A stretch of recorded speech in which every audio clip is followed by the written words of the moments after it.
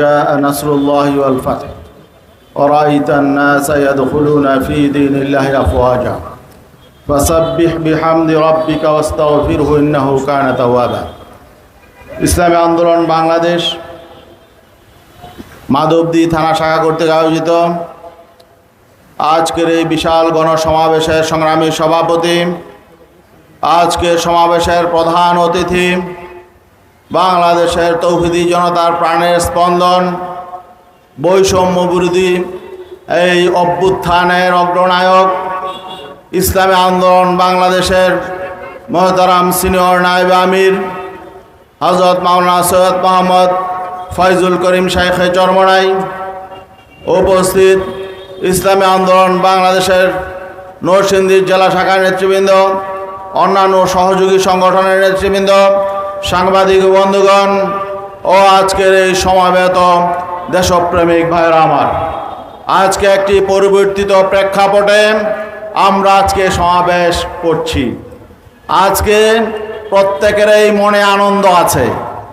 আগে আমরা বিগত 15-16 বছর এই মাঠে অনেক প্রোগ্রাম হয়েছে, কিন্তু আমরা স্বাধীনভাবে কথা বলতে পারি নাই, এতটা আবেগ আমাদের মধ্যে ছিল না।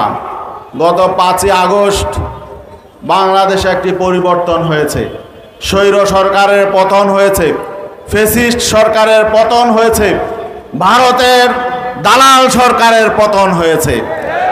কিন্তু এখন আমাদের কাঁধে অনেক দায়িত্ব এসে গেছে। ইসলামী আন্দোলন বাংলাদেশ একটি দায়িত্বশীল রাজনৈতিক দল। এই যে 5ই আগস্ট যে পরিবর্তন হয়েছে, এই পরিবর্তনের পেছনে মুখ্য ভূমিকা পালন করেছে বাংলাদেশের ছাত্র সমাজ, কিন্তু বাংলাদেশে অন্যান্য রাজনৈতিক দল, বিশেষ করে ইসলামী আন্দোলন বাংলাদেশ রাজনৈতিক ব্যানার নিয়ে মাঠে ময়দানে ছিল, অন্যান্য রাজনৈতিক সংগঠনে ছিল, এবং বিগত 16 বছর দীর্ঘ আন্দোলনে, এই ফেসিবাদ বিরোধী আন্দোলন, আওয়ামী দুঃশাসন বিরোধী আন্দোলনে বাংলাদেশে অনেক রাজনৈতিক দল অংশগ্রহণ করেছে। বড় দল হিসাবে বিএনপি, জামাতে ইসলামী সহ অন্যান্য সহযোগী সংগঠন অংশগ্রহণ করেছে। আমরা এই ফেসিবাদ বিরোধী আন্দোলনে যারাই অংশ নিয়েছে, আওয়ামী জাহেলি বিরোধী আন্দোলনে যারাই অংশগ্রহণ করেছে, আমরা সবাইকেই ধন্যবাদ জানাই, কৃতজ্ঞতা জানাই। বিশেষ করে এই জুলাই এবং আগস্টে যেসব ছাত্র জনতা জীবন দিয়েছে, রক্ত দিয়েছে, তাদের প্রতি আমরা কৃতজ্ঞতা জানাই, তাদের প্রতি স্মরণ করি। যারা আহত হয়েছেন তাদের প্রতি সমবেদনা জানাই। ভাইরা আমার, আজকে অনেকেই অনেক আবেগঘন কথা বলছেন। নির্বাচন কবে হবে এটা অন্তর্বর্তীকালীন সরকার হয়তো সেই ডিসিশন নেবেন।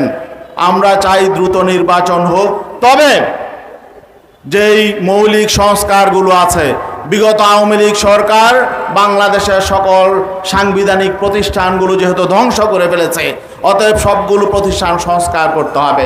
সংস্কারের পরে নির্বাচন হোক, এটা আমরাও চাই। কিন্তু কেউ কেউ এখনই ক্ষমতায় মনে হয় চলে গেছেন এমন একটা ভাব দেখাচ্ছেন। শোনেন, এখনো কিন্তু অনেক চ্যালেঞ্জ বাকি। এই পতিত স্বৈরাচারের প্রেতাত্মারা এখনো বিভিন্ন জায়গায় আছে। আমি বলবো, যারা এই স্বৈরাচার বিরোধী আন্দোলনে ছিলেন, দুঃশাসন বিরোধী আন্দোলনে যেসব রাজনৈতিক দল ছিলেন, আমাদের মধ্যে একটি কমন ঐক্য গড়ে তুলতে হবে। সেটা হলো, এই স্বৈরাচারীদেরকে আর বাংলাদেশে পুনর্বাসিত হতে দেওয়া যাবে না। কিন্তু আমরা যদি এখনই এক দল আরেক দলের বিরুদ্ধে কথা বলা শুরু করে দেই, তারা কিন্তু সুযোগ নেবে। এই সুযোগ কি আপনারা দিতে চান? হ্যাঁ, নির্বাচনের জনগণ নির্ধারণ করবে কারা জনগণের জন্য নিরাপদ, কারা দেশের জন্য নিরাপদ। জনগণ সচেতন। আজকে জনগণ নির্ধারণ করবে নির্বাচন যখন আসবে কাকে ক্ষমতায় নিতে হবে। বিগত এই 1971 সাল থেকে বিগত 53 বছর যে রাজনীতি বাংলাদেশে চলেছে, এই রাজনীতি আর বাংলাদেশের মানুষ দেখতে চায় না। আমরা এই রাজনীতি দেখতে চাই না। আমরা এই রাজনীতির গুণগত পরিবর্তন চাই। ইসলামী আন্দোলন বাংলাদেশ বাংলাদেশের মানুষকে ভালোবাসে। বাংলাদেশের শুধু মুসলমান নয়, বাংলাদেশের যে কোনো শ্রেণী পেশার মানুষ, যে কোনো ধর্মের মানুষ ইসলামী আন্দোলনের কাছে নিরাপদ। এবং শুধু তাই নয়, এখানে অনেক দল আছে, অনেক মত আছে, অনেক আদর্শ আছে। একটা সমাজে ভিন্ন আদর্শ থাকবে, ভিন্ন মত থাকবে, ভিন্ন দল থাকবে, এটা স্বাভাবিক। সকলের প্রতি শ্রদ্ধা রাখতে হবে। ইসলামী আন্দোলন বাংলাদেশ এমন একটি রাজনৈতিক দল, তারা কাউকেই শত্রু মনে করে না। বাংলাদেশের যারা নাগরিক, যারা বাংলাদেশের মানুষের যারা ভালো চায়, দেশের যারা ভালো চায়, যারা সুনাগরিক, তারা যে দলেরই হোক, যেই ধর্মেরই হোক, ইসলামী আন্দোলন বাংলাদেশ সকলকেই ভালোবাসে। আমরা সবার কল্যাণ চাই। এজন্যই আজকে বাংলাদেশে ইসলামী আন্দোলনের পক্ষে একটি গণজাগরণ তৈরি হয়েছে। আমরা ইসলামের আদর্শের কথা এই জন্য বলি যে ইসলামী আদর্শ হলো পরীক্ষিত। সাম্য প্রতিষ্ঠায়, শান্তি প্রতিষ্ঠায়, নিরাপত্তা প্রতিষ্ঠায় ইসলামের আদর্শ হলো পরীক্ষিত। এজন্য আমরা ইসলামের সুমহান আদর্শের আলোকে একটি কল্যাণ রাষ্ট্র গঠন করতে চাই। এর অর্থ এই না যে এখানে যারা অমুসলিম আছে তাদের অধিকার রক্ষা করা হবে না, বরং ইসলাম তাদের অধিকার আরো বেশি সুরক্ষা করে। ঠিক না ভাই? ইসলামী শাসন আসলে অনেকে বলে নারীরা ঘরে ঢুকে যাবে না, নারীদের অধিকার প্রতিষ্ঠা করা হবে, তাদের সম্মান করা হবে, মানুষ অধিকার ফিরে পাবে। এই লড়াই ছিল বৈষম্য মুক্তির লড়াই, অধিকার আদায়ের লড়াই। অতএব আজকে যারা এই 5 তারিখের পট পরিবর্তনের পরে নতুন করে মানুষের অধিকার হরণ করছে, মানুষকে বিভিন্নভাবে পেরেশান করছে, তাদেরকে চিহ্নিত করে রাখতে হবে। আজকে থানায় যে পুলিশ বাহিনী বাইরে আছেন গোটা বাংলাদেশে, তারা সঠিকভাবে কাজ করছে না। কেন করছে না? আরো যৌক্তিক কারণ আছে। তারা বিগত সরকারের লাঠিয়াল বাহিনী হিসাবে কাজ করেছে। তারা নৈতিকভাবে দুর্বল, যে কারণে তারা কাজ করতে পারছে না। আমি তাদের প্রতি অনুরোধ থাকবে, যারা চিহ্নিত অপরাধী তারা ছাড়া বাকিদেরকে আমরা সহযোগিতা করব। থানার পুলিশ ভাইদেরকে বলবো, আপনারা সঠিক দায়িত্ব পালন করেন, জনগণ আপনাদের পাশে থাকবে। এবং আমি আমাদের দলের নেতাকর্মীদেরকে বলবো, অন্যান্য দলের নেতাকর্মীদেরকে বলবো, পুলিশ ভাইদেরকে তাদের কাজ করতে দেন, তাদের পাশে দাঁড়ান। কারণ পুলিশ ছাড়া কিন্তু দেশ চলবে না। আজকে যে বিচ্ছিন্নতা চলছে, যে বিচ্ছিন্নভাবে যে সমস্ত সন্ত্রাসী কর্মকাণ্ডের খবর আমাদের কাছে আসছে, চাঁদাবাজির খবর আসছে, দখলদারির খবর আসছে, এগুলো বন্ধ হওয়া দরকার। আমরা আগের অবস্থায় ফিরে যেতে চাই না। আমাদের দলের নেতাকর্মী সহ আমি সাধারণ ছাত্র এবং জনতাকে বলবো, চাঁদাবাজদেরকে রুখে দাঁড়ান। তাদের কোনো দলীয় পরিচয় নেই, যে দলেরই হোক তাদেরকে ঐক্যবদ্ধভাবে মোকাবেলা করতে হবে। দখলবাজদেরকে রুখে দাঁড়াতে হবে, সন্ত্রাসীদেরকে রুখে দাঁড়াতে হবে। বাংলাদেশে প্রতিহিংসার রাজনীতি চলবে না। রাজনৈতিক কারণে কাউকে হয়রানি করলে তাকে চিহ্নিত করুন।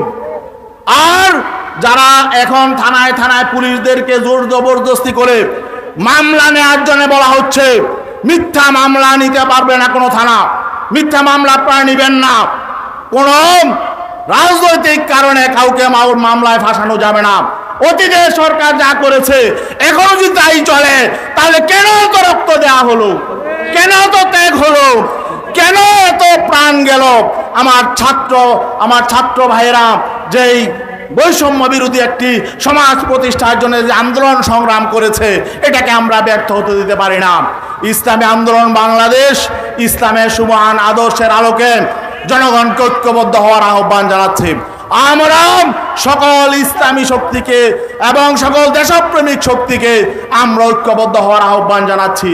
আগামী নির্বাচন যাতে বাংলাদেশের জনগণ ভালো মানুষের পক্ষে একটি সরকার হয়, যাতে মানুষের পক্ষে সরকার হয়, জনগণের পক্ষে সরকার হয়, ফ্যাসিবাদী শক্তি যে চিরতরে নির্মূল হয়, সন্ত্রাসী শক্তি, চাঁদাবাজ, দুর্নীতিবাজ। দেখেন অতীতে যারাই ক্ষমতা এসেছিল তারা কিন্তু পরীক্ষিত।